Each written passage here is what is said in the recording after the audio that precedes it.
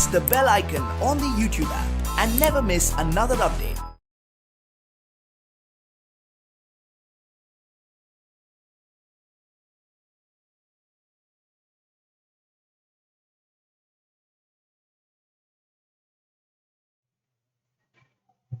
Hi, hello everybody. Hope all are safe at home and healthy. Well, so this is a session to discuss on the split 2 test, competitive test biology. So first I should take the questions or the MCQs from the botany part. So here we are discussing questions related to two different chapters. That is, one is reproduction in organisms and the other is principles of inheritance and variation. So we will start first with reproduction in organisms, and coming to the first question. So the first question is, the end of juvenile phase mark the beginning of. So in the growth of organisms, we find three important phases: the juvenile phase, the reproductive phase, and the senescence phase, or it is also called as the phase of aging. Right, the first phase, the vegetative phase, or it is also called as the juvenile phase. Vegetative phase is referred to the usually to the plants, and juvenile phase we relate it with any type of organism. Vegetative phase is used only for plants. So the first phase is the juvenile phase or the vegetative phase, and the second is the reproductive phase, and the third is the phase of senescence. So at the end of juvenile phase, that is, the organism takes its origin, it takes its birth, it undergoes growth. Growth occurs till up to a particular age, which is called as maturity. As soon as the organism attains sexual maturity, it enters into the phase which is called as reproductive phase, where the organism becomes fit for reproducing and start reproducing, and that phase is referred as reproductive phase. And at the end of the reproductive phase comes the phase of senescence or the aging phase, where exactly the reproduction, growth, everything stops, which is called as the stage of phase of senescence or aging, it is referred as. Now, so the right answer for this question is question number, that is option 1, that is reproductive phase. And moving on to the next question. So the number of chromosomes in the shoot tip cells of a maize plant is 20. The number of chromosomes in the microscope mother cells of the same plant shall be. See, here we are speaking about the maize plant. So maize plant is monocotyledon. So here he is telling about the number of chromosomes present in the shoot tip. Shoot tip means, that is, the tip of the stem consists of 20 chromosomes. So it is diploid, because shoot tip, it contains the meristematic cells which have undergone mitosis, and therefore it might be, it is diploid, and it contains 20 chromosomes. So the number of chromosomes in the microspore mother cells of the same plant shall be. So microspore mother cells are the one which forms the pollen grains, right? So the microspore mother cells or the tetrad cells, which are also diploid, So what you call the microspore mother cell or the MMC cells. So which by the process of meiosis gets transformed into pollen grains, which by the process of meiosis will form the pollen grains, which will become haploid. So these MMC cells, the number of chromosomes in the MMC cells will be usually diploid, and therefore the answer is 20. So we know about the young anther. So you have studied the transfer section of the young anther. So in anther we have the various layers, like the outermost is the, when you take a section of it and study, so we find the 4 sporangium, and when you take a section, from the outer to inner, we have some layers like epidermis, endothecium, middle layers, and inner to it you have the tapetum, right? So the inside the sporangium, in the middle we have the sporogenous tissue. So that forms the microspore mother cells, which are diploid in nature, and therefore the answer is 20 itself. So the answer is 20. So both the shoot tip cells, they also contain diploid number of chromosomes, and even in the microscope mother cells also contain 20 chromosomes, and these microspore mother cells will undergo meiosis to form the pollen grains which will contain, or the microspores which will contain haploid number of chromosomes, that is 10. So in the microspore mother cells, we have a diploid number of chromosomes, that is 20. So moving on to the next question. So a few statements with regard to sexual reproduction are given below. First one, sexual reproduction does not always require two individuals. Sexual reproduction generally involves gametic fusion. So third one, meiosis never occurs during sexual reproduction. Fourth one, external fertilization is a rule during reproduction. Choose the correct statements from the options. So there are four statements given regarding sexual reproduction, and among this we have to select the correct statements. We are supposed to look into the correct statements. So here, the statement 1, sexual reproduction does not always require two individuals. Of course, sexual reproduction, this is a right statement. Sexual reproduction may not always require two individuals. So we have so many bisexual organisms like earthworm, where both the sexes are present in a single organism, and sexual reproduction do not require two individuals, because here it contains both the male and female reproductive organs, and it is capable of producing both the gametes. So sexual reproduction does not always require two individuals. So there are so many bisexual organisms, or even we find hermaphrodites, so which have both the sex organs and which will produce both the gametes. In such cases, we need not require two individuals. So second one, sexual reproduction generally involves gametic fusion. Of course, so in the process of sexual reproduction, two gametes are produced, the male gamete and the female gamete. So both of them fuse together to form a single celled zygote, and that is called a syngamy, right? So there is gametic fusion in sexual reproduction. So third one, meiosis never occurs during sexual reproduction. So this is a wrong statement, because meiosis occurs during sexual reproduction. The gametes itself are formed by the process of what is called as meiosis. So what happens? The gamete mother cells are diploid and the gametes are haploid. So to convert the gametes which are haploid are produced from the gamete mother cells which are diploid.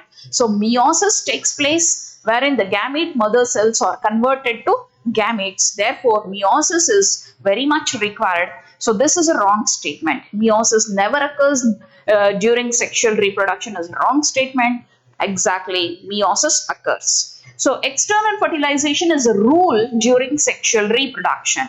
So in the process of sexual reproduction, fertilization can either be external or be internal. Therefore, we cannot agree with this statement. So third and fourth statements are wrong, whereas 1 and 2 are correct. So sexual reproduction does not always require two individuals is a correct statement. Sexual reproduction generally involves gametic fusion is a correct statement. So here in the options you have sexual reproduction does not require two individuals, and sexual reproduction generally involves gametic fusion, that is option 4 is the right answer.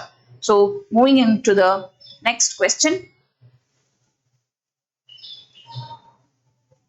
Amoeba and yeast reproduce asexually by fission and budding respectively because they are. So amoeba and yeast, as we know, amoeba is a protozoan and it's an unicellular organism, and yeast is a fungi which is also almost unicellular. They reproduce asexually by fission. So fission and budding both are asexual types of asexual reproduction, where in fission there is also binary fission and multiple fission. In binary fission, the organism is split or cut into two organisms, which you call it as, it undergoes division so that it becomes two organisms in binary fission. In multiple fission, the organism splits into many pieces and each piece develops into a new organism, which you call it as multiple fission. And budding, so in yeast we find there is the development of a small projection, and we have a small bud coming out of the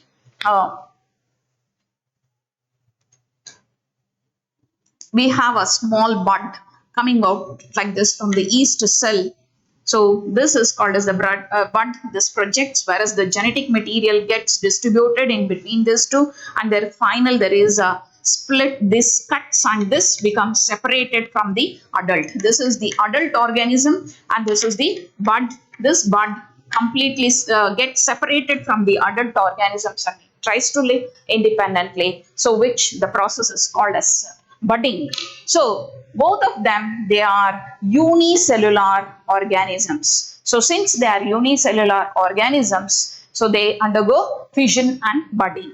In uninucleate condition, there is only one nucleus in a single organism, and microscopic organisms, they of course amoeba and yeast are microscopic organisms, but to perform fission and budding, they should be unicellular organisms. So the final one, that is heterotrophic organisms. So organisms which depend upon other organisms for their food are called as heterotrophic organisms. So the right answer is question number 2. So moving on to the next question, that is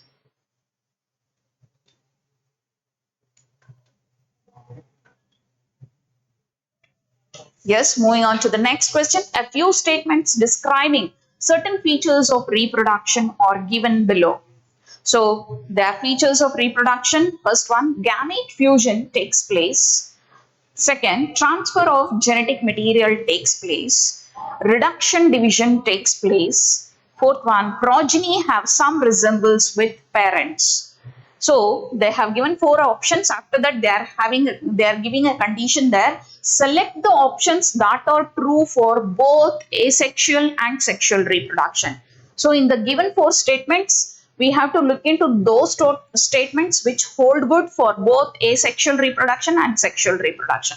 So looking into the first statement, gamete fusion takes place. So this holds good only for sexual reproduction and not for asexual reproduction. So we cannot call this as the right statement, right? So looking into the second statement, transfer of genetic material takes place. So both in sexual reproduction and asexual reproduction, as I have already explained, in case of budding, you can see here there is the passing of the genetic material from the adult organism to the bud organism or the new organism or offspring. So there is transfer of the genetic material both in asexual reproduction and also in sexual reproduction. So that is a right statement which will hold good for both sexual and asexual. Third one, reduction division takes place. So reduction division takes place only during sexual reproduction, that is during the formation of gametes. So that will not hold good for asexual reproduction. So you can't take that as a correct statement regarding both asexual and sexual.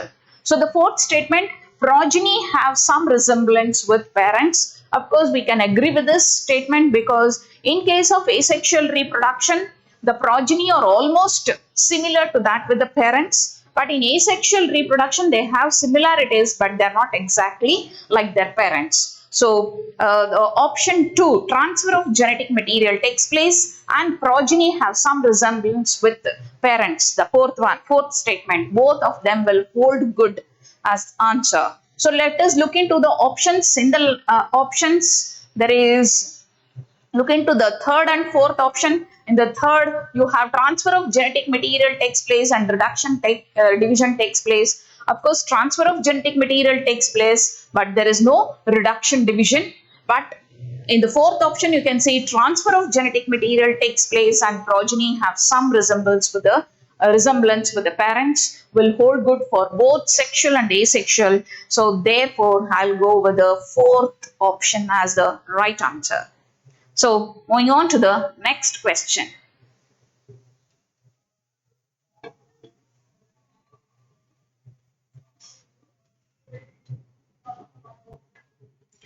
Totipotent cells refer to, and the options are, the given statements are, options are an undifferentiated cell capable of developing into a system or entire plant. An undifferentiated cell capable of developing into an organ, an undifferentiated cells capable of developing into complete embryo, cells which lack the cell wall.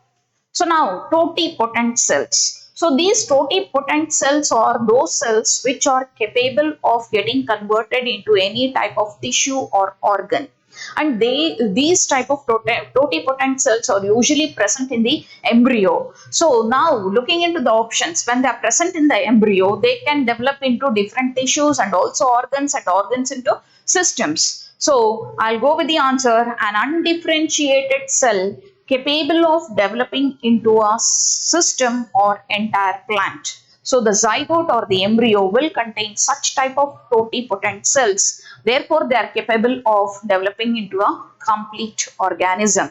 So option 1 is the right answer. Even option 2 is also correct, but the more efficient answer that can be given is an undifferentiated cell capable of developing into a system. See, in second, what is they have restricted for developing an organ. So further, an organ can develop into organ systems, and organ system can develop into an entire organism. Therefore, I am going with the first as the right answer. So in the third option, an undifferentiated cells capable of developing into complete embryo. So embryo also contains these totipotent cells so that they should form various tissues, systems, and also organ systems, and finally develop into a complete organism. Therefore, the answer, the first one, is the right one. It is undifferentiated cell capable of developing into system or entire plant. So cells which lack the cell wall, usually animal cells, they lack a cell wall. So the right answer is first one. And moving on to the next question. Which type of reproduction is found in Hydra? So in Hydra, so Hydra is a coelenterate. We call it as an hydranth. So in coelentrates, we have two different polymorphic forms. That is, one is polyp and medusa. So Hydra is a polyp, and here the type of reproduction we find is, first option is telling polyembryony, second is telling encystment, the third is telling sexual and asexual, the fourth is telling parthenogenesis. So Hydra is a hermaphrodite, and it is capable of both sexual and asexual reproduction.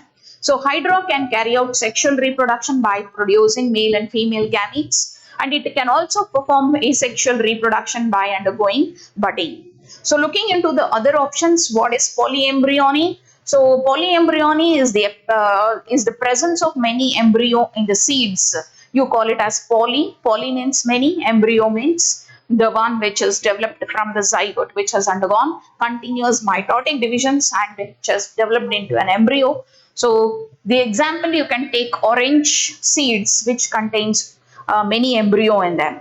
The second one is encystment. So encystment is a process which is formed in certain protozoans, wherein during the process of reproduction, the spores, a huge amount of spores are produced, and if the favorable conditions are not present for their germination, they undergo a process which is called as encystment. So where all the spores are covered in a thick stony like covering, which is called as encystment. And the best example for encystment is Polystomella, which is an example of from protozoan. So Hydra will not undergo encystment. Instead, it will undergo both sexual and asexual reproduction. So finally, it is parthenogenesis. So parthenogenesis, it is the formation of the embryo without undergoing any fertilization. The best example is our honeybee. So moving on to the next question. So the term homothallic and monoecious. The term homothallic and monoecious.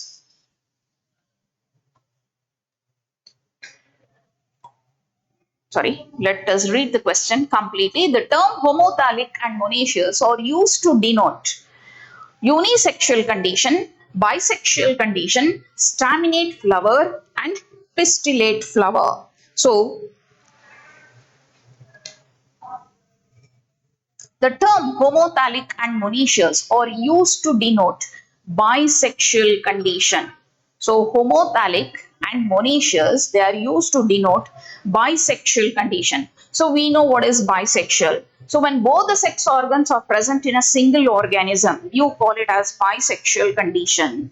So homothallic and monoecious. Homothallic, this is a word usually, homothallic is used in particularly fungi, and they are used in fungi and algae. We use this word, and algae, right?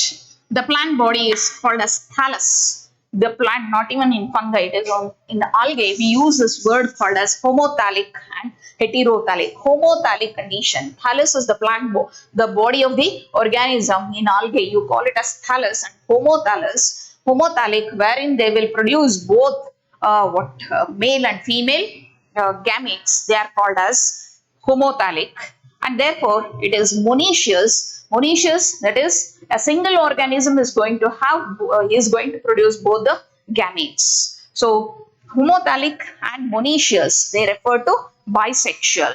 So unisexual condition, you can call it also as heterothallic. You can call this as heterothallic, and you can also call it as dioecious. You can call it as dioecious, because a single or here a single organism is going to produce a single type of gamete, and there are two different organisms to produce two different gametes. Hence the word dioecious, heterothallic, which refers to unisexual condition. So staminate flower, the plant that produces only male flowers, you call it as staminate flower, and the plant which will produce only female flowers, you call it as a pistillate flower. So the answer for this question is bisexual condition. So moving on to the next question. So in earthworms, self-fertilization does not occur due to, the options are protandry, protogyny, hypogyny, and epigyny. So in earthworms, self-fertilization do not occur due to protandry. So the right answer is protandry. What is protandry? So proto means first, andry. So protandry is the male gametes attain the maturity first, then it is called as protandry. So protogyny, it is a condition where the gynoecium or the female gametes attain the maturity first, and hypogyny is a condition wherein the flower has got a superior ovary, and epigyny is a condition which is seen in the flower where it has got a inferior ovary. So hypogynous flower and epigynous flower, they refer to the presence of a superior ovary and inferior ovary, wherein the superior ovary is present above all the oral layers, above all, that is calyx, corolla, and androecium and gynoecium. So ovary is present above, and below, if it is present below all these orals, then you call it as epigynous condition or inferior ovary. So in earthworms, self-fertilization does not occur. See, earthworm is a hermaphrodite. Though it produces both the male and female gametes, it cannot undergo self-fertilization. There is a opposition movement of one earthworm with the another earthworm, where one earthworm will transfer the gametes into the male gametes into the body of the other earthworm. So self-fertilization do not occur in earthworms. So the answer is protandry. And moving on to the next question. External fertilization occur in. So external fertilization we have is of two types. One is where the fertilization or the fusion of gametes takes place outside the body, and in internal fertilization, the fusion of gametes takes place inside the body. So now the question is, external fertilization occur in. So amphibia, mammals, platyhelminthes, and porifera. So external fertilization usually occurs in amphibians. The best example is the frog. So here water, usually external fertilization occurs in fishes and amphibians because they are always present in the water, and in the water medium fertilization takes place. The male releases the sperms into the water and the female releases the eggs into the water, and in the water medium the sperms which are motile will move towards the eggs, and they both fuse together, which is called as external fertilization. So in mammals we have internal fertilization. So the male will possess a copulatory organ, and with the help of the copulatory organ the sperms are transferred into the body of the female. So internal fertilization can happen in case of mammals. Platyhelminthes and Porifera. So Porifera and Platyhelminthes, both of them, they are hermaphrodites. So external fertilization do not take place. Platyhelminthes almost they are parasites. So and Poriferans, they are also hermaphrodites.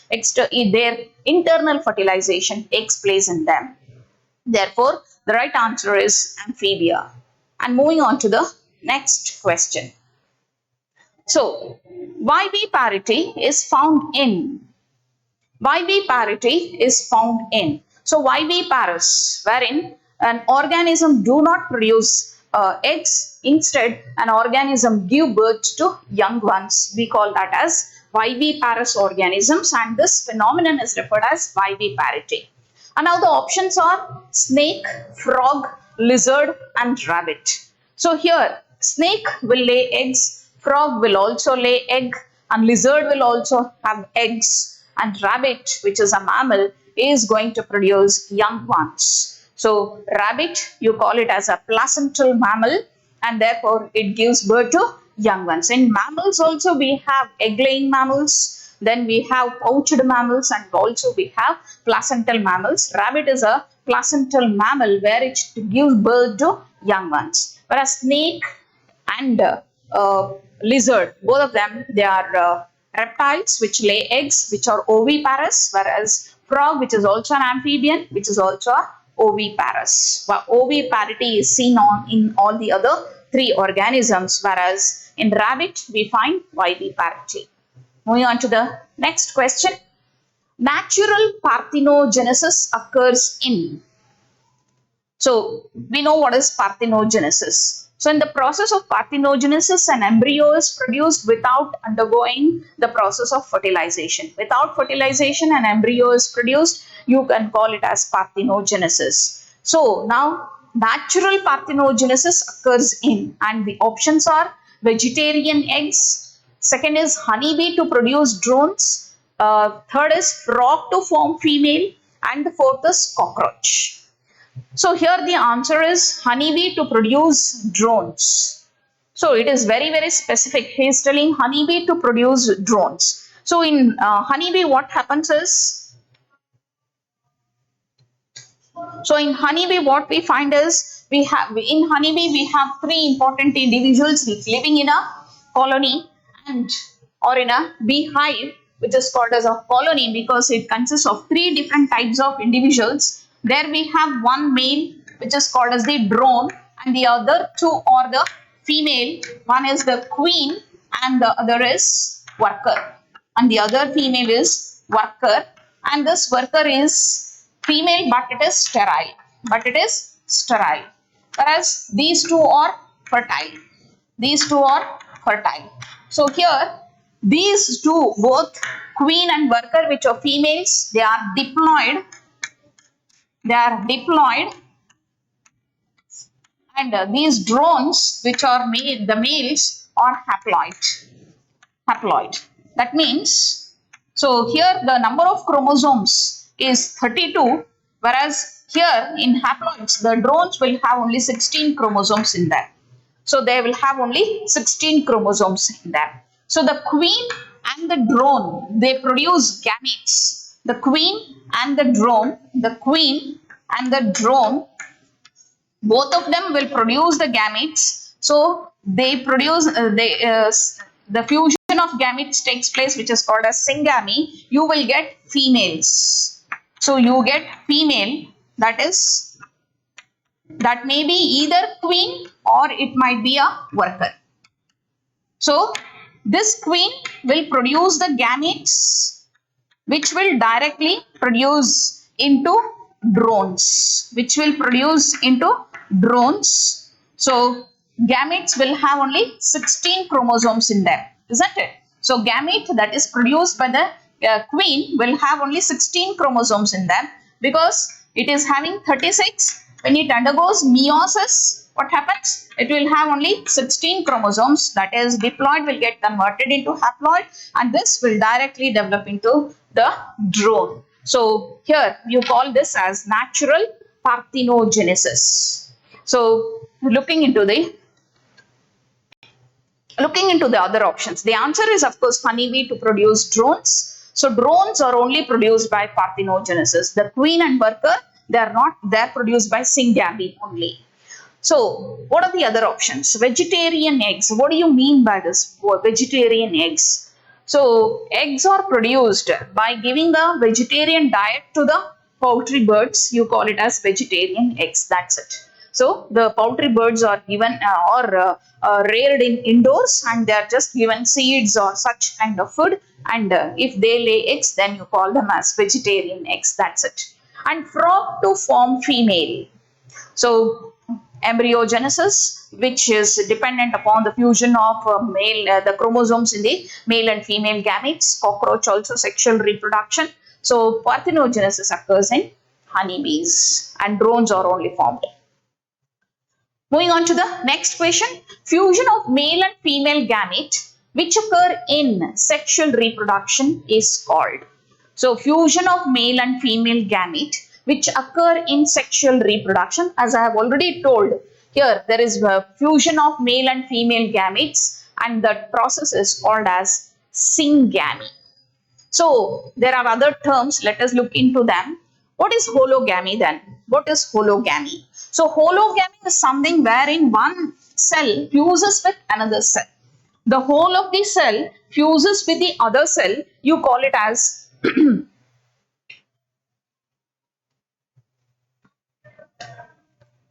a cell, one cell. Hologamy is one cell fuses with the other cell. One cell fuses with other cell. Another cell. Cell fuses with another cell. You call it as hologamy, and it happens in Chlamydomonas. Chlamydomonas is an example where hologamy can be found.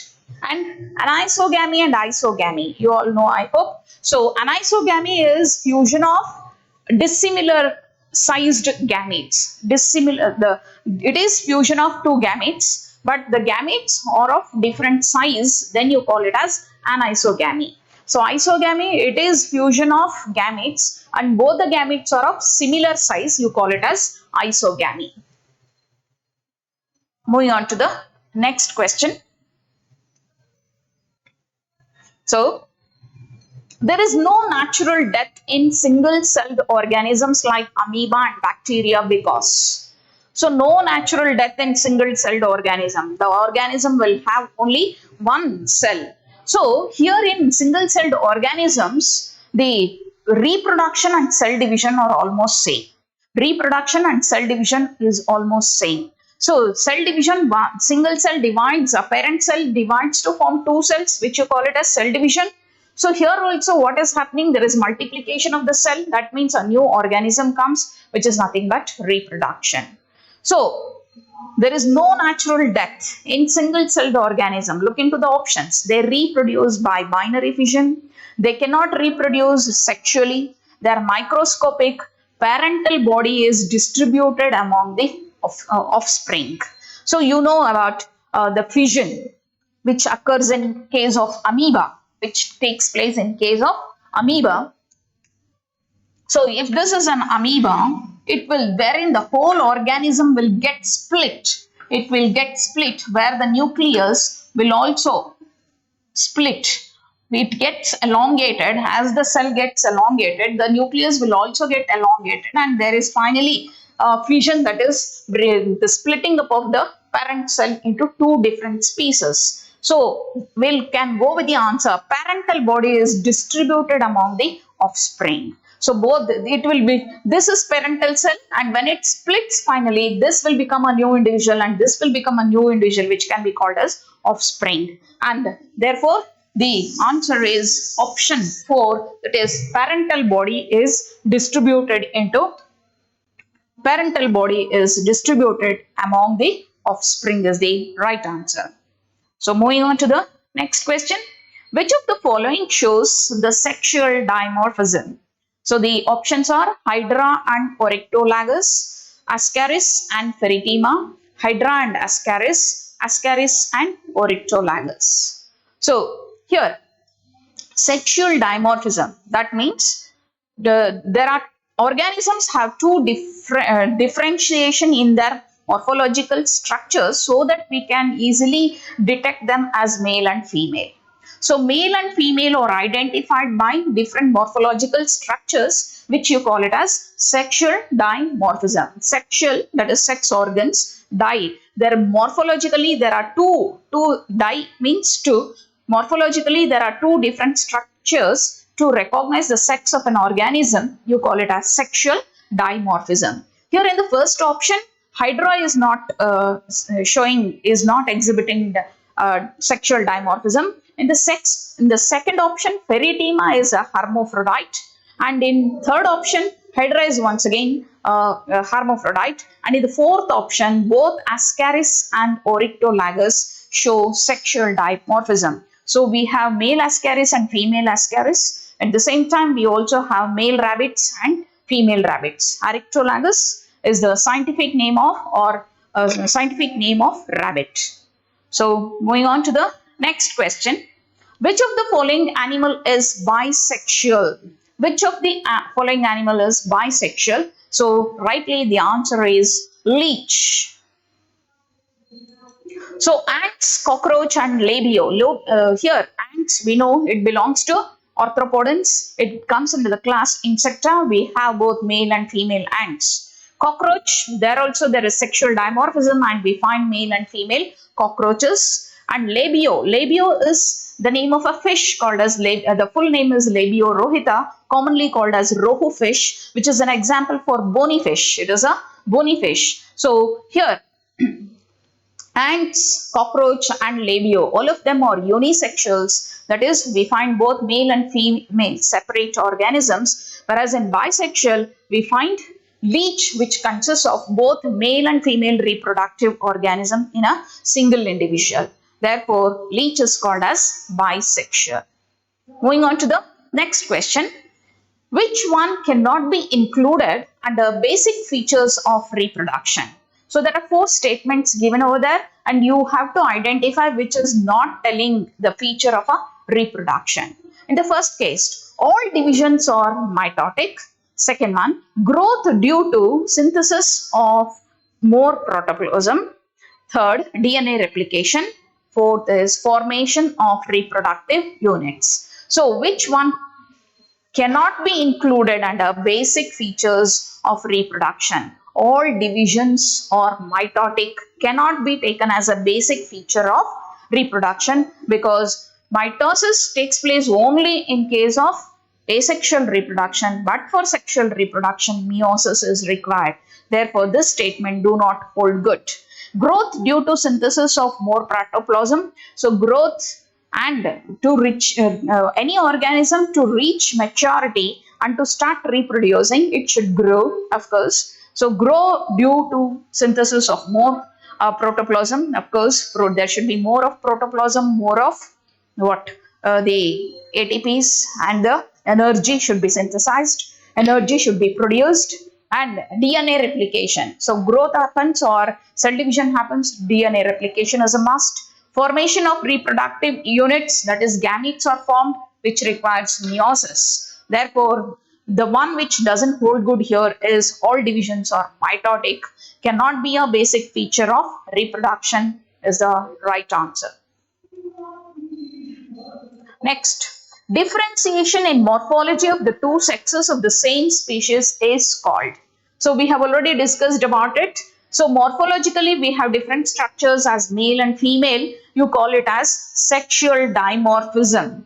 So we call it as sexual dimorphism. Heteromorphosis, so different morphological structures as you see in case of polymorphic forms. So particularly in coelenterates, we find many polymorphic forms. We have hydrants and medusoids. And in unisexual organisms, so organisms have a single sex or a single, that is, there are two different organisms, male and female, you call it as unisexuals. Hermaphrodite, there is a single organism which has got both male and female sexes or male and female reproductive organisms. So sexual dimorphism is the right answer for this question. So moving on to the next question. As a result of binary fission, number of individuals produced by one fission is, so earlier I had written the diagram also. So as in case of amoeba, in fission we have two different types of fission. So I have already told you there is binary fission and also there is multiple fission. So binary, bi means two. So the single parent which gets divided, it will form two individuals. So I had written, if this is the irregular shaped amoeba which has got an elongated body, the nucleus is also elongated, so it is going to split into two pieces. You call this as binary fission. This is called as binary fission, and here each part, this part and this part, is going to develop into an individual. This is one individual and this is other individual. So there are total of two individuals. So the right answer is 2. Option 3, 2 is the right answer for this question. Moving on to the next question. So common method of asexual reproduction in planaria is by. Options are archaeocytes, regeneration, budding, and gemulation. So in planaria is the best example as flatworm. So chappate hula anta heli ನಾವು ಕರಿತೀವಿ ಕನ್ನಡದಲ್ಲಿ. Planaria is an example for flatworm or platyhelminthes. So common method of asexual reproduction in planaria is by. So usually planaria is almost like a flat. It is flat where the dorsal face and the ventral face, both of them are merged together to form a flat organism, like a leaf-like structure it is. And here the asexual reproduction takes place by regeneration. So regeneration means if the planaria organism, if it is split into different pieces, each split will develop into a new organism by producing the organs which are not present in that part. So which is called as regeneration. Therefore, the right answer for this question is regeneration. And in case of archaeocytes, so archaeocytes, budding and gemulation. So archaeocytes, the word refers to sponges. In sponges, we have different types of cells, and one among them is the amoebocytes. So archaeocytes is a type of amoebocytes, so which are totipotent, and they are capable of reproducing reproductive cells or produced from the archaeocytes. So these archaeocytes produce the reproductive cells, and many a times if the sponges, they are present in the sponges, and of course if these spores that are produced or the reproductive cells that are produced cannot germinate into a new young one, so then they are covered by a they undergo endogenous budding process which is called as gemulation. So archaeocytes and gemulation both are related to sponges, and budding, budding is one of the important asexual type of reproduction.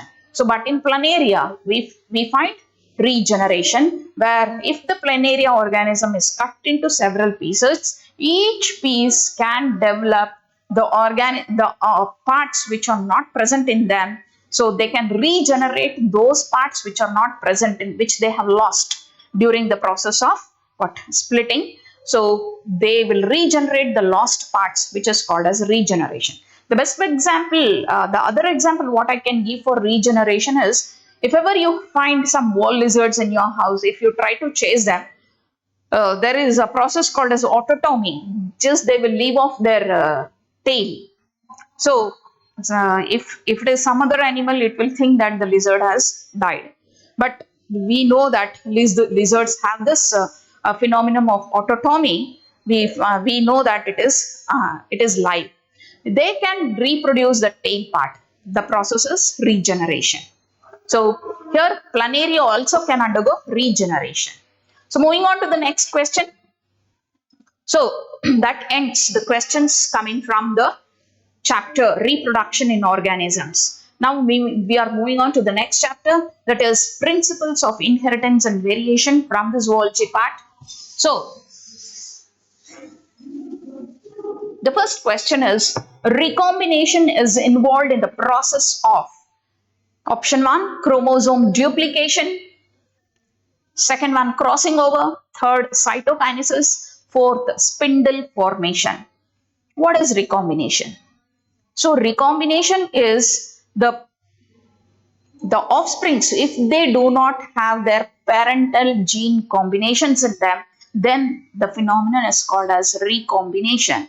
If the parental gene combinations are not present in the progeny, there are new gene combinations, so which are not present in the parents. So you can easily call them as non-parental gene combinations which are present in the offspring. The phenomenon can be called as recombination. So this recombination can take place only by a process called as crossing over. So this I shall go with the option 2 as the answer. So crossing over you already know. So crossing over is one of the important phenomenon which takes place during cell division. In cell division, particularly in meiosis. In meiosis 1, it is prophase 1. In prophase 1, it is once again divided into 5 phases in that Pachytene stage. The Pachytene stage is recognized by crossing over, where there is crossing over is brought about by the crossing over of or the chromatids. So it is crossing over of the homologous chromosomes and the non-sister chromatids undergo the process of what is called as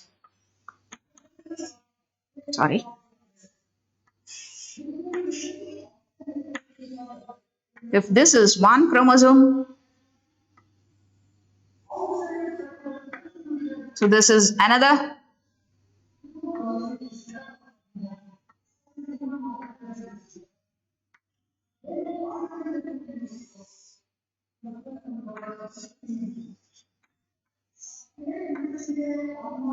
Yes, let me shade it so that you will understand what is crossing over neatly.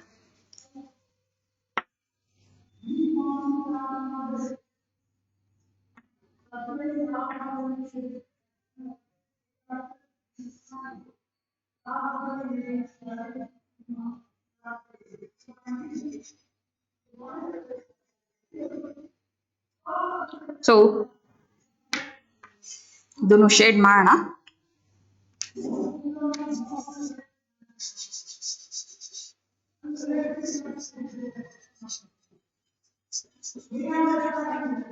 Yes, this is a pairing up of the homologous chromosomes. If you take this as homologous chromosome, so this and this you call it as non-sister chromatids. This and this you call it as sister chromatids.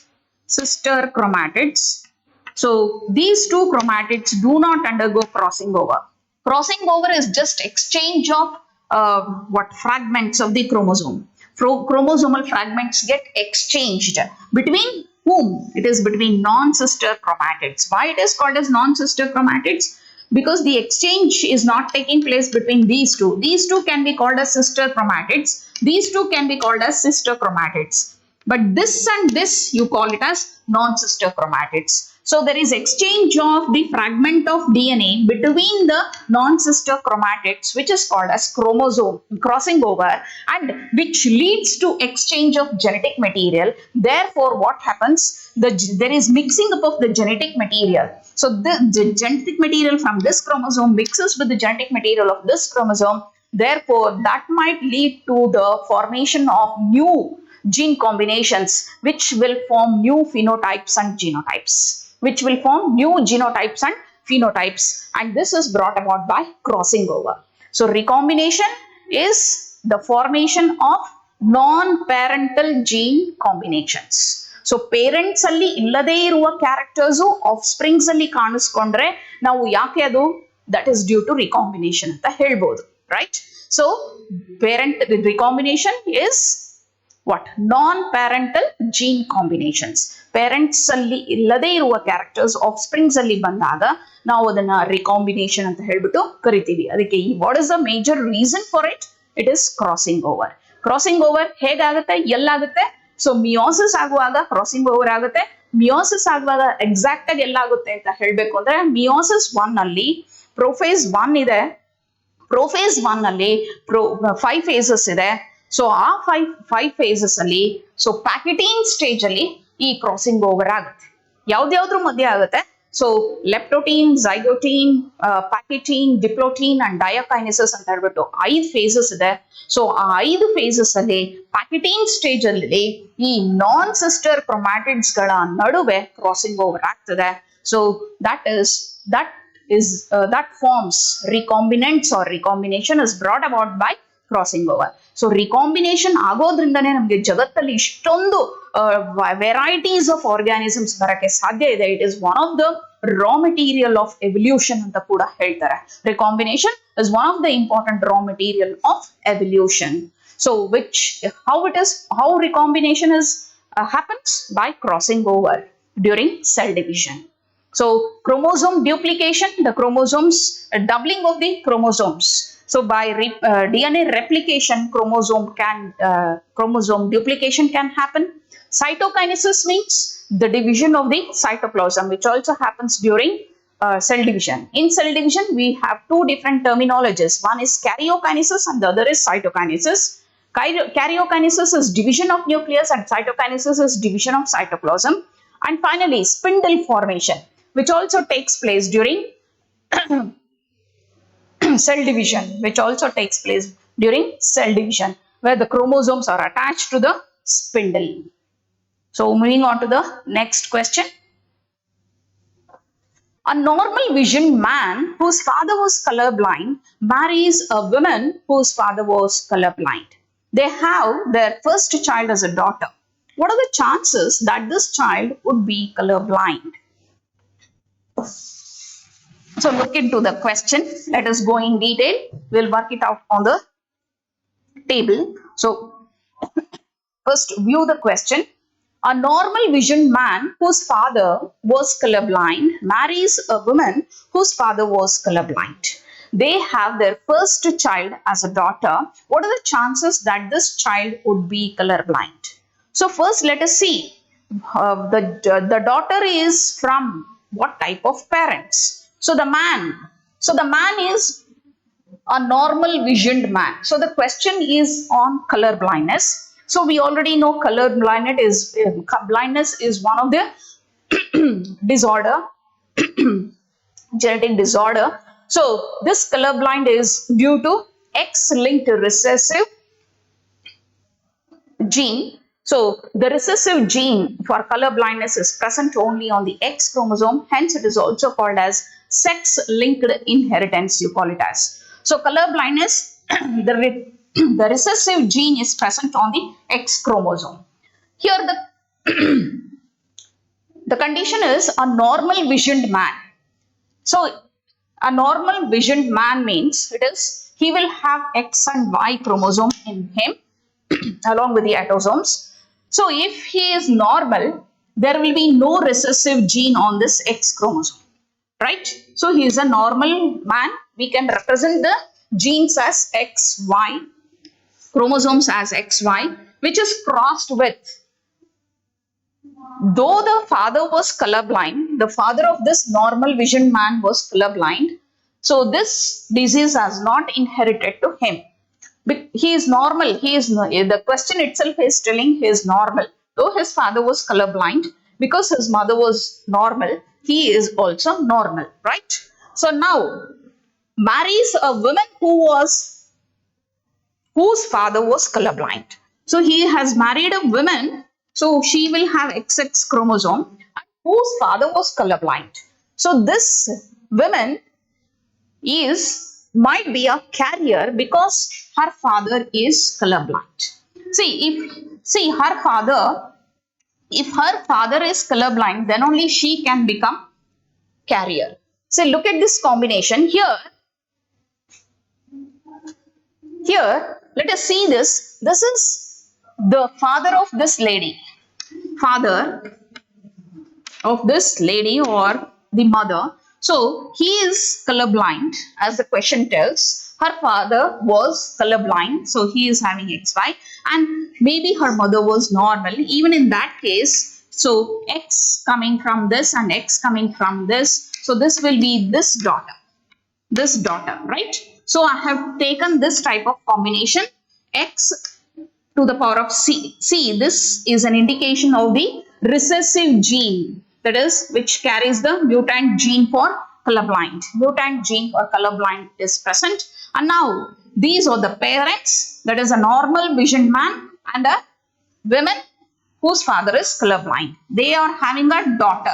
Yes, as the question itself is telling, they are having a daughter. Now, the question is, what are the chances that this child would be colorblind, right? See, colorblindness is in case of colorblindness, there is a recessive gene only on the X chromosome. So this is an X-linked inheritance, right? So females usually have two X chromosomes, and this colorblind gene is a recessive gene. So the colorblind gene can be expressed only in the when it is in homozygous condition in females. In females, only in homozygous condition the disease expresses. Otherwise, this gene combination in female is called as carrier.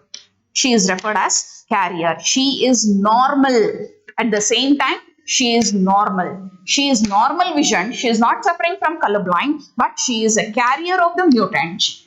Because it is a recessive gene disorder, so presence of a single recessive gene will not cause colorblindness in female, right? Now, coming to man. Man has got only a single X chromosome, and if this mutant gene is present on the X chromosome, he will surely become colorblind. He will become colorblind. He will surely become colorblind because he has got only one X chromosome, right? So now, coming back to the question, interpreting the answer. So the daughter of this, he is not colorblind. He is a normal father. He is a normal vision man. So I have take only X, Y, and the mother whose father is colorblind, she will be a carrier because her father is a colorblind. Now, so what will be the chances? This and this are gametes, and we are supposed to work out only for daughters. So I will take only X combinations. So the probability of this will be one offspring, one daughter and another daughter. So this daughter, if there are two daughters, one daughter will be carrier, but she is normal. She is normal but carrier, and she is normal, completely normal. Right? So both are normal, they are not colorblind. So the chances that this child would be colorblind is 0%. Is 0% is the right answer. Since this is X-linked inheritance and females have two X chromosomes, if there is one mutant gene, so the female will be called as carrier, she will not become colorblind. If she has both X chromosomes, if they contain mutant gene on them, then she will become colorblind. Otherwise, she will be a carrier. Therefore, both the daughters are normal. One is 50% of them will be carriers, but 50% of them will be absolutely normal. So neither of them are colorblind. Therefore, the chances of a colorblind daughter is 0%. Now moving on to the next question. In sickle cell anemia, the glutamic acid is replaced by. So sickle cell anemia is once again a genetic disorder or any genetic disorder. So these genetic disorders are due to mutations. So mutations, so there is a change in the DNA sequence which will change the genotype of an organism and finally change the phenotype of an organism, right?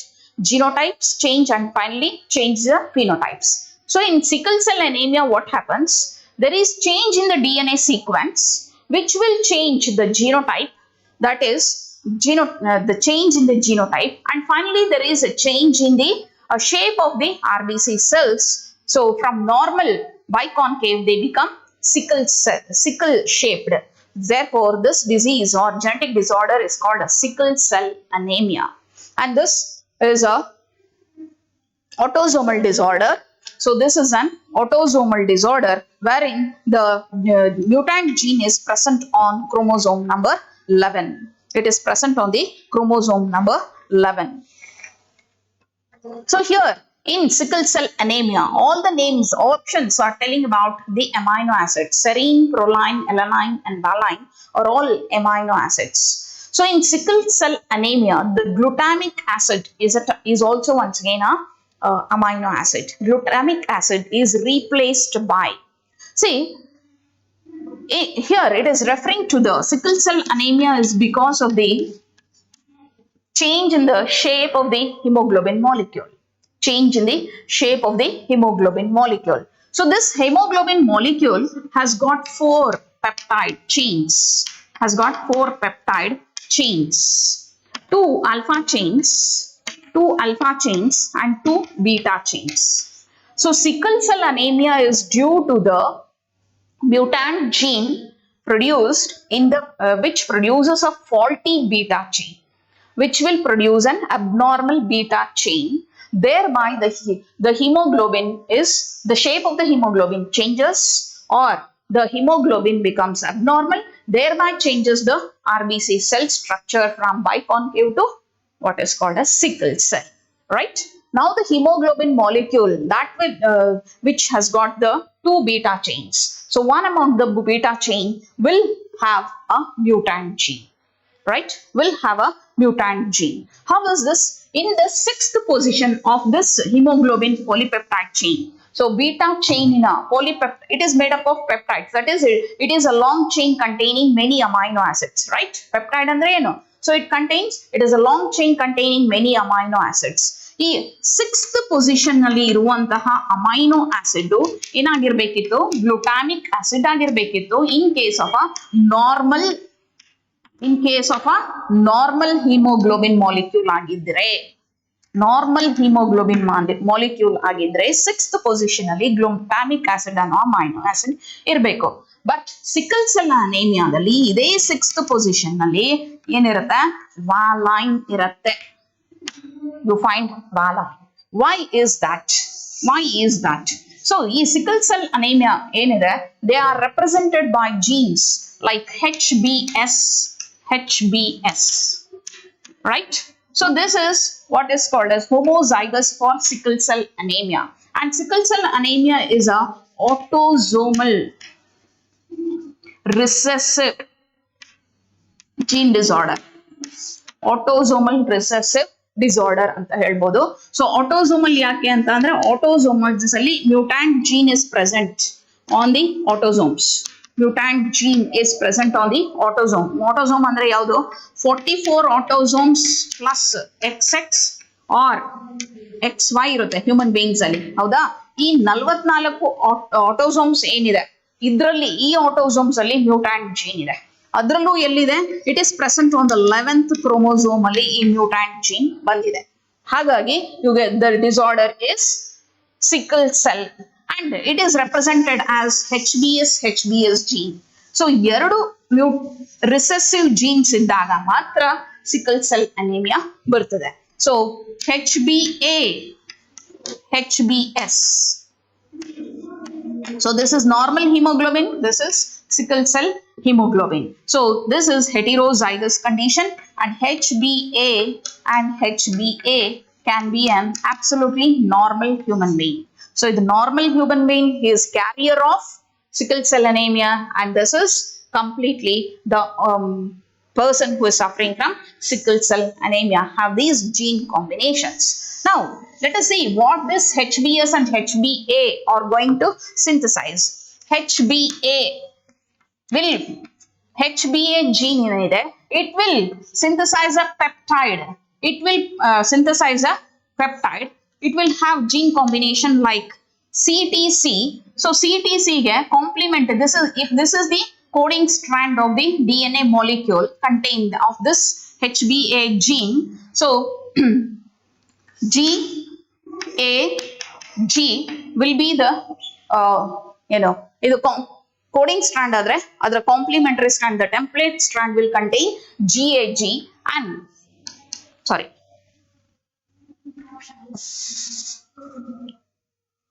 the coding strand will contain GAG and the template strand will contain CTC, and the mRNA will synthesize this as GAG. It will copy it as CTC is the template strand. So complementary strand of that is GAG. It will produce GAG, and GAG stands for glutamic acid. Glutamic acid. So the sixth position of the beta chain of the hemoglobin will contain glutamic acid.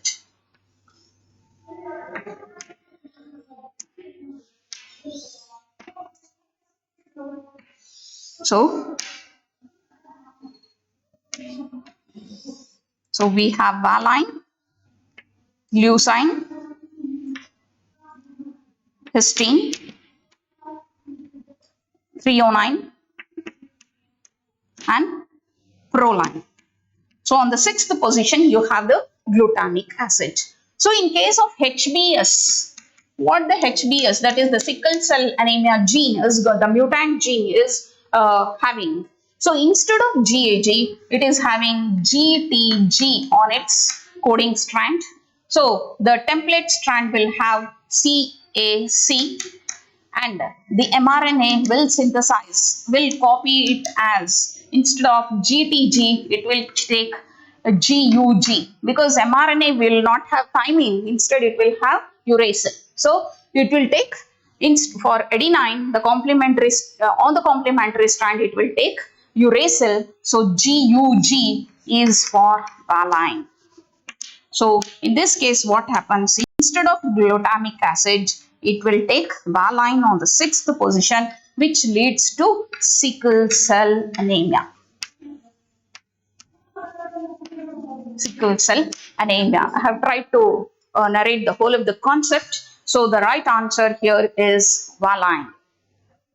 In the sixth position, instead of glutamic acid, you have valine. So moving on to the next question. Which one of the following conditions Which one of the following conditions correctly describes the manner of determining the sex in the given example? So this is a question about sex determination. So look into the first statement. Homozygous sex chromosomes ZZ determine female sex in birds. Second option, X0 condition in humans as found in Turner syndrome determines the female sex.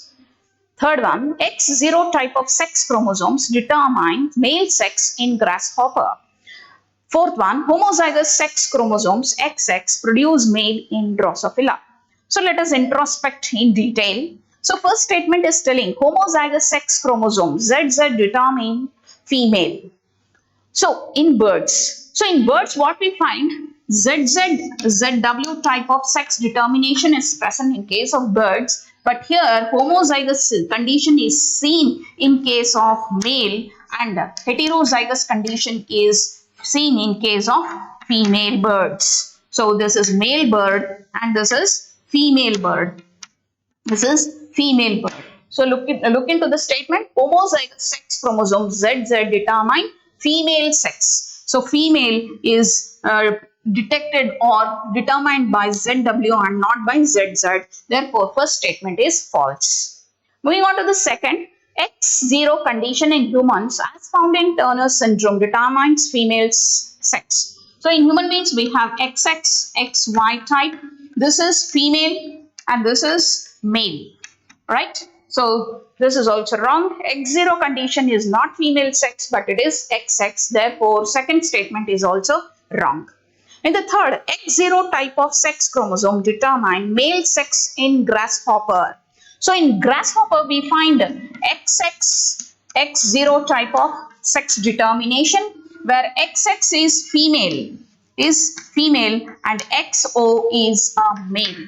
And what the statement is telling, XO type of sex chromosome determines male sex in grasshopper is absolutely the right statement. Looking to the fourth, homozygous sex chromosomes XX produce male in Drosophila. So in Drosophila also, it is like human beings, it is XXXY type of sex determination. So XX is female and XY is male. So here they are telling XX produce male, so it is also a wrong statement. Therefore, the right statement about sex determination is third one. XO type of sex chromosomes determine male sex in grasshopper. Moving on to the next question. Which of the following diseases is governed by pleiotropic genes? So, the question is related to pleiotropy and there are four options. The first option is hemophilia. Second one is phenylketonuria. The third is color blindness and the fourth is sickle cell anemia. So in the genetic disorders, we have hemophilia and color blindness. They are X-linked recessive disorders. So sex-linked, the mutant gene is present on the X chromosome. In phenylketonuria, the mutant gene is present on chromosome number 12. So sickle cell anemia, here it is on chromosome number 11. So here pleiotropic genes. So we can directly cancel hemophilia, which is sex-linked, color blindness, which is also sex-linked. So sickle cell anemia, it is also an example for point mutation, right? Here pleiotropic genes means a single gene exhibits multiple phenotypes. So many of our phenotypic characters, which can be identified externally or controlled by a single gene, and that single gene is called as a pleiotropic gene. Pleiotropic gene, which will exhibit multiple phenotypes.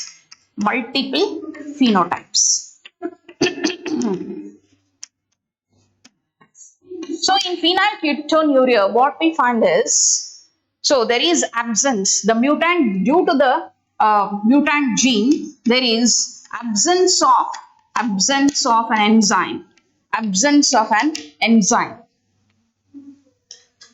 There is absence of an enzyme. Here in phenylketonuria, what happens is, our body will produce an amino acid which is called as phenylalanine. So phenylalanine, during the process of metabolism, has to be converted into tyrosine in presence of the enzyme phenylalanine hydroxylase. So this is totally absent in case absence of this particular enzyme. So what happens? Instead of phenylalanine getting converted to tyrosine, it is getting converted into phenylpyruvic acid.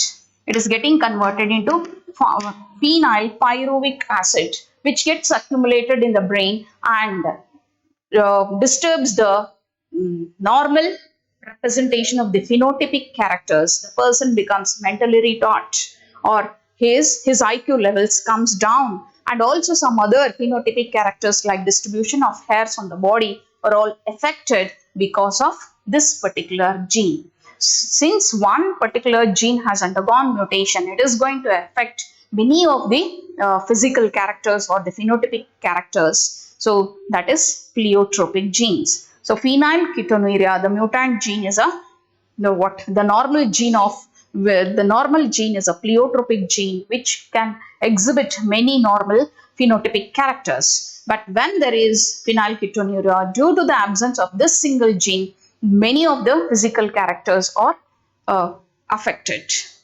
So their answer is phenylketonuria. Moving on to the next question. Which one of the following symbols and its representation used in human pedigree analysis is correct? So in pedigree analysis, we use so many symbols like square, which is a representation of male, round, which is a representation of female. Here, there are certain symbols given over and you need to tell which is the correct match. So first, the correct match is the first one where the square is connected to a circle with the help of two lines. So this is exactly square and this is connected to the circle with the help of two lines. So this is a male and this is a female. This is a male, this is a female, and there is syngamy between them or sexual intercourse between them. So mating is present in between them and these two are relatives. If there is a single line, they are not related. They are new, they are coming from fresh generations. So they are relatives, therefore there is a double line. So this is the right answer. In the second case, square, he has given unaffected female. No, this cannot be a female. This is a male. Therefore, it would have been unaffected male. Therefore, it is wrong. And in the third one, they have given like this. So, this is the sex which is not known. We don't know whether that individual is a male or a female in pedigree analysis. And he is affected. If it is darkened like this or if it is shaded, you call it is affected. So, this is affected individual. We don't know whether it is male or female, but they have told it is affected male. So, it is wrong. It is unspecified sex and it is affected individual. So, unaffected male, last one, round refers to the female and not to the male. Therefore, it is also wrong. Therefore, the right answer is first one, mating between relatives. Moving on to the next question. X-linked recessive gene is always expressed in females, all lethal, sublethal, always expressed in males. So as I've already told, X-linked is lethal, always expressed in females, sublethal, always expressed in males. So they are expressed in case of males. I have already told the males will have only single X chromosome and the females will have double X. So X, Y, we find males are formed by the X coming only from the mother and the Y coming only from the father. Right? He will have only one X chromosome, but females will have two X chromosome and both of them, both mother and father will contribute only X chromosome. Both mother and father will contribute X chromosome only. And the mutant gene is present on the X chromosome. The mutant gene is present on the X chromosome. Therefore, it is called as X-linked. And it is recessive gene means in a pair of genes, if both the X chromosomes have this mutant gene, then the individual is affected. The individual affected individual should have two recessive genes. Both the X should contain recessive in case of female, but since the male is having only one X chromosome which is contributed by the mother, so he will become affected with the disease even if there is one X mutant gene. So therefore, this X-linked recessive gene is always expressed in males. So in females, if this is the condition, it is not expressed, she is called as carrier. But here it is expressed. Therefore, the answer is always expressed in males. It will also expressed in females, but she should have two both homozygous mutant genes, XC, XC. Both the X chromosome should contain the mutant gene. Then only it will get expressed in females. So it will always get expressed in males. Next question. Due to non-disjunction of chromosomes during spermatogenesis, Sperms carry both sex chromosomes 22A plus XY, and some sperms do not carry any sex chromosomes 22A plus 0. If these sperms fertilize normal eggs 22A plus X, what type of genetic disorders appear among the offspring? So look at the question. Look at the question. Due to non-disjunction of chromosomes during spermatogenesis, sperms carry both sex chromosomes 22A plus XY. So 22A plus XY sperms contain this, and another is, and some sperms do not carry any sex chromosome, that is 22A plus 0. They do not have any sex chromosome. If these sperms fertilize normal eggs 22A plus X, so let me put it this side, 22A plus XY crossed with 22A plus X, which is normal eggs, and what will be the genetic combination? Let us see what will happen if such sperms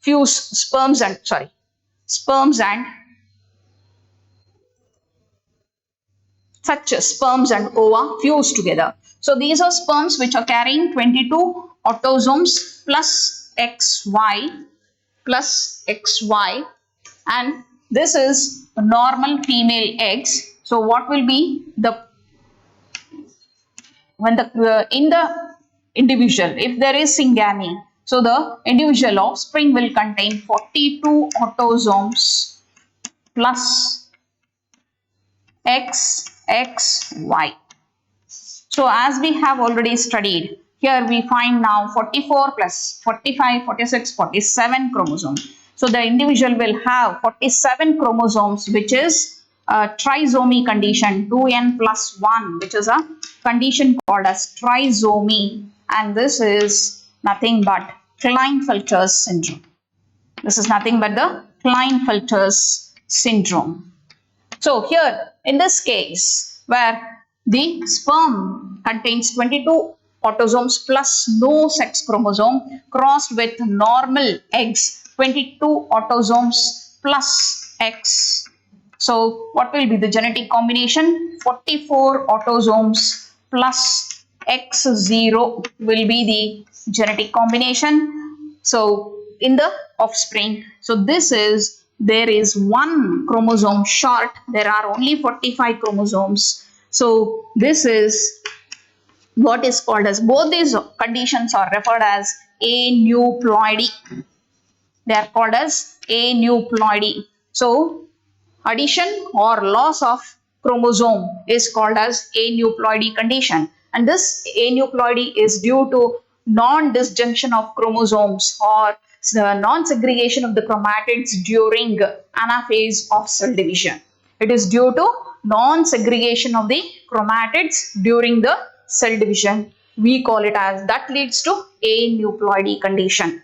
So that leads to aneuploidy condition. So here you have 45 chromosomes, which is an Turner's syndrome, So in case, now look into the answers. The answers are telling Down syndrome and Klinefelter syndrome. Option 2 is telling Down syndrome and Cri du Chat syndrome. Third option is telling Turner syndrome and Klinefelter syndrome is the right answer. So Cri du Chat syndrome is also another syndrome where the fragment of the fifth chromosome is lost. So moving on to the next question. Who used the frequency of recombination between gene pairs on the same chromosomes as a measure of distance between genes and mapped their position on the chromosome? So the question is related to gene mapping. So Watson and Crick, Correns, Gregor Mendel, Alfred Sturtevant. So the right answer here is Alfred Sturtevant. So Watson and Crick, they are related with the DNA helical structure. So they are the two scientists who gave the structure of DNA, helical structure was given by them, and Correns of Germany has explained incomplete dominance for us, and Gregor Mendel has been rightly called as the father of genetics. And coming to Alfred Sturtevant, was a student of Morgan, T.H. Morgan, Thomas Hunt Morgan. And Thomas Hunt Morgan is famous for his concept on linkage and recombination. So we have studied Crozier and Crosby. According to them, there is recombination. So in dihybrid flies were taken and they were crossed in Morgan's experiment, and influenced by the Morgan's experiment, and ultimate result of the Morgan's experiment was that loosely linked genes, they show high percentage of recombination, whereas tightly linked genes show less percentage of recombination. So based on that concept, Alfred Sturtevant, who was a student of Morgan, he tried to predict the exact position of each gene on a chromosome, and he could map the genes, which the concept is called as gene mapping, and that was done by Alfred Sturtevant. So answer is option 4. So moving on to the next question. So if you want the previous slide, sorry, I think you didn't see this slide. Yeah. Who used the frequency of recombination between gene pairs on the same chromosome as a measure of distance between genes and mapped their position on the chromosome? The answer is Alfred Sturtevant. So moving on to the next question. Linkage groups have genes which are linked together in single chromosome, show independent assortment, do not show independent assortment in prokaryotes, or more than one. So linkage groups, usually linkage is a chromosome which have got many genes on it. You call it as linked genes, and the entire chromosome you can call it as a linkage. If assuming this is a chromosome, we have so many genes present on it like this. All these genes you can call it as linked genes. You can call them as linked genes. And this entire you call it as linkage. You call it as linkage. And now based on this, he is asking, have genes which are linked together in single chromosome? It is absolutely the right statement. Show independent assortment, do not show independent assortment in prokaryotes, or more than one. So as we have studied in linkage, it leads to recombination. So tightly linked and loosely linked genes. So this, if you are studying the inheritance of these two genes, you call it as loosely linked genes. You call it as loosely linked genes. If you are studying these two genes, so inheritance of these two genes are studied, then you call it as closely linked genes. Usually both of them lead to recombination, which here loosely linked genes will give high percentage of recombination, whereas closely linked genes will give less percentage of recombination. Therefore, linkage groups have genes which are linked together in single chromosome is right. Do not show independent assortment, but it leads to recombination. Therefore, first and third statements are correct. Have genes which are linked together in single chromosome, show independent assortment, and do not show, sorry, this is not the answer. The answer is have genes which are linked in single chromosome and do not show independent assortment is the right answer. Moving on to the next slide. Alleles are heterozygotes, different phenotype, different molecular forms of a gene, true breeding homozygous. So alleles, they are called as the alternate. Allele is referred as the alternate form of a gene. So alleles have contrasting characters of a single gene. So the right answer for alleles are they may be heterozygotes or homozygotes. Therefore, first option will not hold good. They different phenotype. So they may be similar phenotype or different phenotype. So different molecular forms of a gene, this can be the right definition of allele. So I'll go with the third option. true breeding homozygous is not related something, not exactly related to the asked. This molecular forms of a gene, different molecular form of a gene can be the exact definition of allele. So moving on to the next question, which is correct? Crossing F2 with F1 is a test cross. Each back cross is a test cross. Each test cross is a back cross. Crossing F2 with P1 is called a test cross. So F refers to filial generation. So filial 2 generation, filial 1 generation. P refers to parental generation. So among this, which is correct? Crossing F2 with F1 is a test cross. Each back cross is a test cross. So I will go with the second option as the right answer. Every back cross is a test cross. So in test cross we have F1 or F2 hybrid, F2 or F1, F1 or F2 dominant, you can call it as F1 or F2 dominant, which is crossed with recessive parent. Then you call it as F2 which is crossed with the recessive parent, you call it as a test cross. So it is a back cross because recessive parent is crossed. Back is in the first we have the parent generation, then comes the F1 and F2. So F1, F2 dominant can be crossed with the recessive parent, you call it as a test cross. So test cross can be called as a back cross. Each back cross is a test cross. It will not hold good. Each test cross is a back cross is the right statement. Each back cross, in the back cross, the cross may be between, maybe either with a recessive parent or with a dominant parent. Therefore, each back cross is a test cross will not hold good, but each test cross is a back cross is the right answer. So the right answer is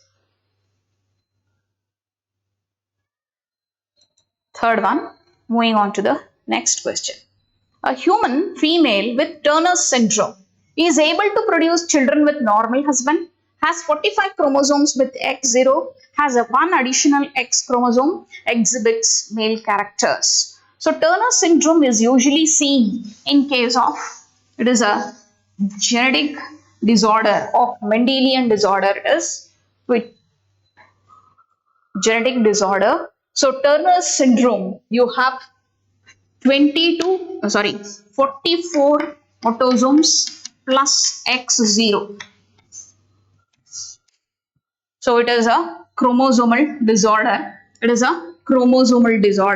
So instead of normal XX, she has got one absence of one X chromosome and she is a female. So Turner syndromes occur only in females. Is able to produce children with normal husband? No, it is not possible because she is infertile or she is sterile. She is sterile because there is no secondary sexual characters developed in her and she has got rudimentary ovaries. Therefore, she cannot produce children. She is unable to produce children. Has 45 chromosomes with XO is absolutely right. So 44 autosomes plus 1 X chromosome, which will be 45. Therefore, this will hold good. So it is monosomy condition, but not trisomy. So if it is additional X chromosome, then it would have been normal, but it is not the case, but it is monosomy condition where there is loss of one chromosome, which is called as monosomy. Exhibits male characters? No, it is not at all possible. So only properly female characters are also not present in them. Therefore, the right answer is option 2. So moving on to the next question. 3 alleles, namely IA, IB and small I, control blood grouping in human population of dash types. So I, capital I. So it is called as isohemoagglutinogen gene, it is called as, and it has got 3 different forms, 3 allelic forms like capital I, IA or IB and small I. So these are the three important allelic forms of this particular gene called as capital I. If this IA comes in contact with IA, or if it comes in contact with IB, so this will be what is called as A blood group, genotype of A blood group, and this will be the genotype of AB blood group. And if this IA comes in contact with I, then it will be heterozygous A blood group. So this is homozygous A blood group, this is heterozygous A blood group, this is AB blood group, and if there are both recessive genes, then it is O blood group. Then it is O blood group. So IA stands for A blood group, IB stands for AB blood group, and II stands for O group, and IB stands for B blood group, which is homozygous, and IB small I also stands for B blood group. This is homozygous condition and this is heterozygous condition. So these are the genotypes in the blood group. So there are four blood groups: A, AB, O, and B. A, AB, O, and B. Only four types of blood groups are there, but there are 6 pairs of alleles. So there are 4 blood groups and 6 pairs of alleles. So the answer is 4. Moving on to the next question. A gene showing codominance has. So codominance, the best example is IAIB, right? IAIB. So IAIB is the best explained as codominance, where both the presence of both the genes IA and IB will express the blood group of an individual. So one allele dominant, look at the options. One allele is dominant over the other. Both alleles independently expressed in heterozygotes. Alleles tightly linked on the same chromosome. Alleles that are recessive to each other. So one allele dominant over the other is dominant gene. Second, both alleles independently expressed in heterozygotes. So that is that can be recognized as codominance, as in the case of AB blood group. Third one, alleles tightly linked on the same chromosome. So this is linkage. Alleles that are recessive to each other. So it may be lethal genes. So the right answer is both alleles independently expressed in heterozygotes is the right answer. So next question, the gene for ABO blood group is located on. So the gene for ABO blood group, so human population consists of 4 different types of blood groups, and the gene I is present on the chromosome number 9. So chromosome number 9 consists of the gene for human blood groups. There are 4 different types of blood groups: AB, and O. So moving on to the next question. In a test involving F1 dihybrid flies, more parental type offsprings were produced than recombinant type offsprings. This indicates, so both the characters are controlled by more than one gene. 2 genes are linked and present on the same chromosome.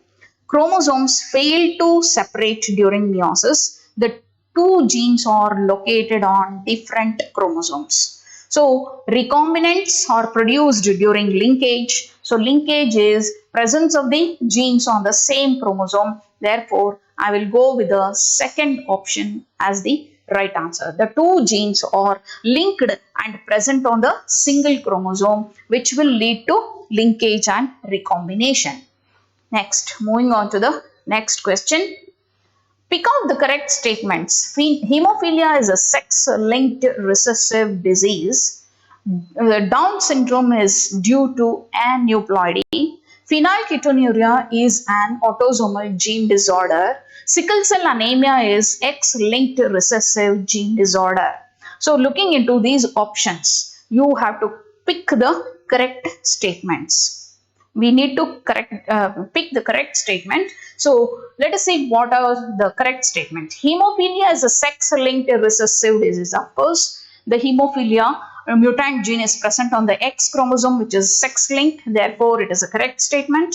Down syndrome is due to aneuploidy. So Down syndrome is due to the Down syndrome. The karyotype of the Down syndrome is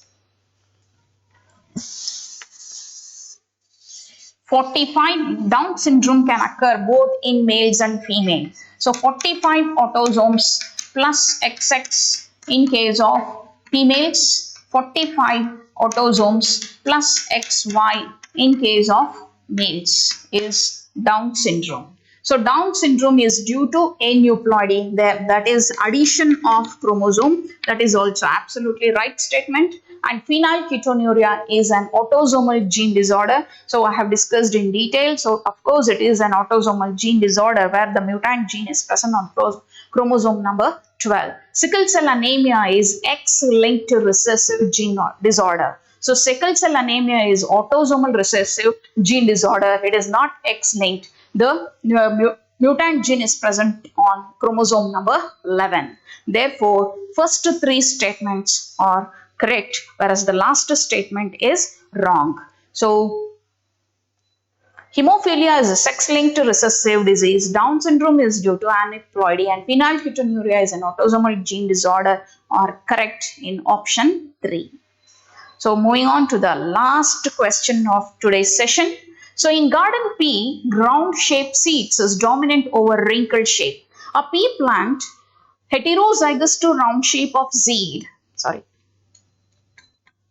In garden pea, round-shaped seeds is dominant over wrinkled shape. A pea plant heterozygous for round shape of seed is selfed, and 1,600 seeds produced during the cross are subsequently germinated.